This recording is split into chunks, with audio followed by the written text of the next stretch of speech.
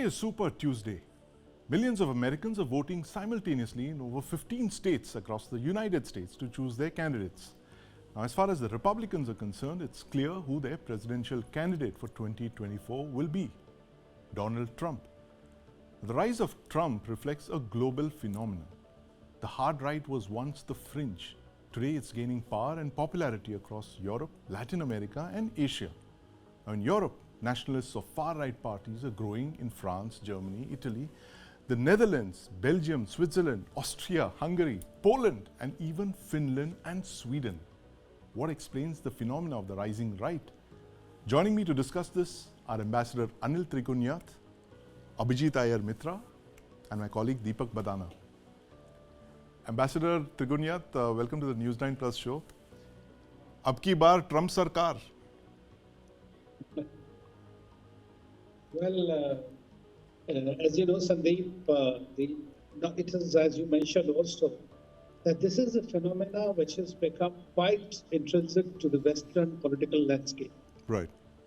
Seeing in the European countries, where generally the economic downturn is pretty evident, which is directly impacting on the lives of the people. Right. And their populist leadership in those countries, which we may call as right or ultra-right, they tend to take advantage of it by saying that these are the immigrants who are coming. But in USA, Yes. which is actually the land of the immigrants. Right. I mean, every American, mostly, except for the red Americans, Yes. are all essentially immigrants. So Right. this is what is happening. Right. But Trump has very aptly was able to use that crevice Yes. and has made a mark for himself. Right. And is standing, especially in the Midwest and the white America, Right. who stand with him. And that's what he's precisely going to do. Right, absolutely. And he's captured the imagination of the people. And let's not forget, Ambassador Trigunayat, there is a wave of immigrants as we speak that's streaming into the United States from the southern borders. And both the candidates were there at the border not so long ago, campaigning, giving their perspectives on the migration issue. But Abhijit, I want to bring you in on this point of how migration into the United States has become such a hot campaign topic. The Republicans versus the Democrats, and how is Trump going to use this to his advantage? Right. So remember, the first thing when we're talking about the right, I would disagree with far right. I think a lot of us haven't changed positions for a long time. It's just that the center has become so far left that what used to be center right at one point of time is now seen as unacceptable far right these days. This is number one. Number two, remember, even the old center right, which is kind of, Trump is very much a Reaganist in that sense. Yes. Reagan, in fact, allowed a lot of illegal immigration to happen. And there was a strict rationale for it. Even before that, there were, migrants into America, specifically industrial migrants, Right. the Italian natives that came from southern Italy because of the poverty out there and things Yes. like that through the 80s and early 1900s, the Irish immigrants, they all came there to work in manufacturing. Right. Now, manufacturing in America has ended. Right. So what exactly are you migrating there for? Because there are no manufacturing jobs. Right. The third issue in all of this is that when you're looking at migration, it always came in streams that were absorbable. Right. And when Reagan made some migration legal, he also ensured that the rest of the migration remained illegal. Now, there is a economic rationale to illegal migration, which is you get menial jobs done, which is below your income standard, Right. but you do not need the outlay of, say, social security, healthcare, etc., for those migrants. So it actually suits everybody that the illegal migrant can earn more money and the state does not have to follow its own rules of social welfare and expend certain amounts on them. The problem right now is they're being imported at unheard of Yes. quantity right now, deliberately as a part of changing the political landscape, Yes. where the political discourse is to turn an illegal migrant into a voter who will Right. vote for a certain party and certain ideologies, who are actually destroying manufacturing, who are destroying jobs. And what you end up seeing is a pushback, several layers of pushback. And this is not just an ideological pushback. It's a pushback against the economics of migration, against the politics of migration, and the sort of uni-party, the single party agenda that it serves right now. That is the main issue out here. Right. And how has it become an election issue, Abhijit? Do you think it's going to add to President Trump's votes this year? Given the fact that, like you said, the migration levels are unprecedented. They're in the millions and not in the tens of thousands.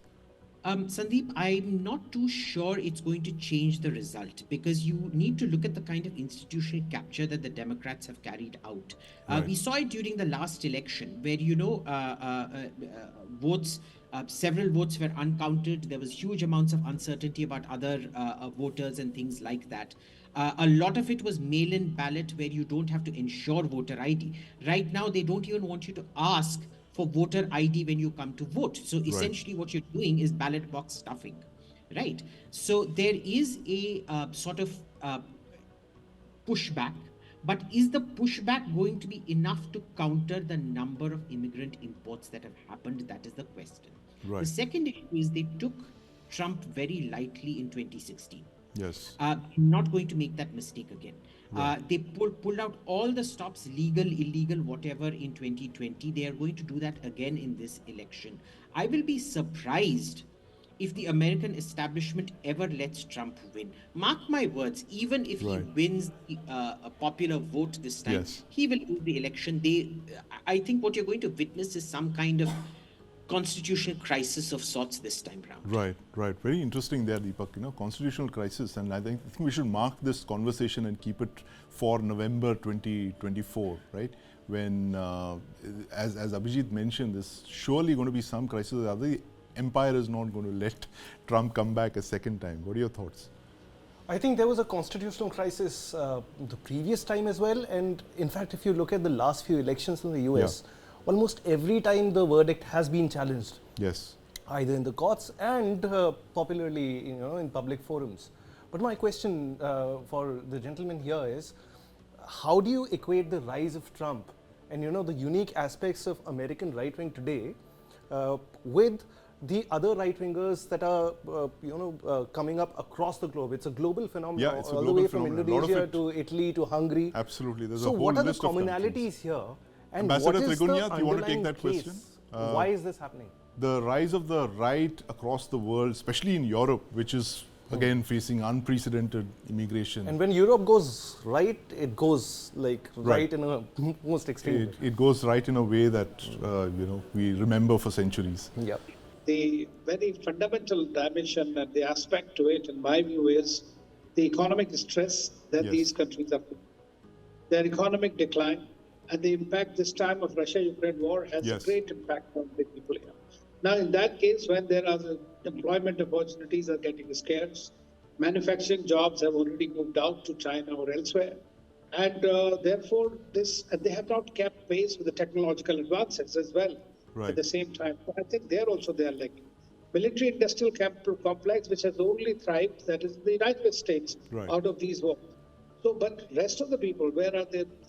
Which were the traditional manufacturing hubs and other places. And that's the reason Trump came back and he said, "Make in America great again," MAGA and all that. Now, those are the kind of slogans that have really caught the imagination of the people. And for some reason, one can say that if you were to take stock of Trump's presidency, for him, actually, the economy did well. There were jobs were doing well at the time. So obviously, he's able to appeal to the masses, which is what he's coming back. On the same kind of platform, making the immigrants as the hub or the butt of his campaign. And I think that's where he's trying to, again, and the others have also done the same. You see Italy, you see other places where you are able to degrade the liberal institutions or so-called Democrats or leftists who have been in power. So in most of these countries, which you mentioned also, we have seen now the Dutch, Argentina, for example, in the Americas also.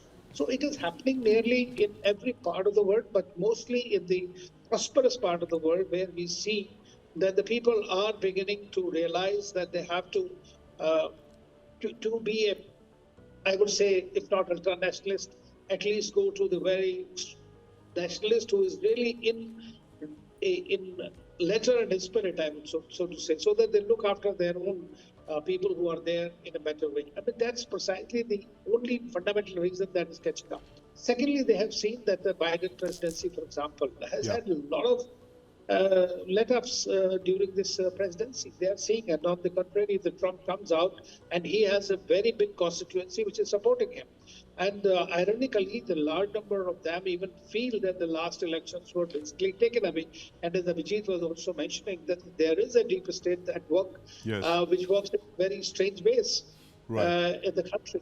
So I think that this is, if the legally Trump is not stopped, he has a very fair chance of coming back and bring back all his. I mean, he even wanted to make the wall in between Mexico and USA. Yes. That big wall, and he had started on that project. So, which is something very, very interesting. But all said and done, if you come to think of it, in the US, most elections we have seen there is a pretty evenly based red versus blue, which will eventually emerge.